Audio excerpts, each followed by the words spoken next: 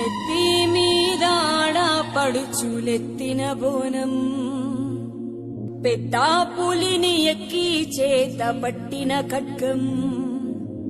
పెద్ద బొట్టు నుదుట పెట్టిన సక్కని రూపం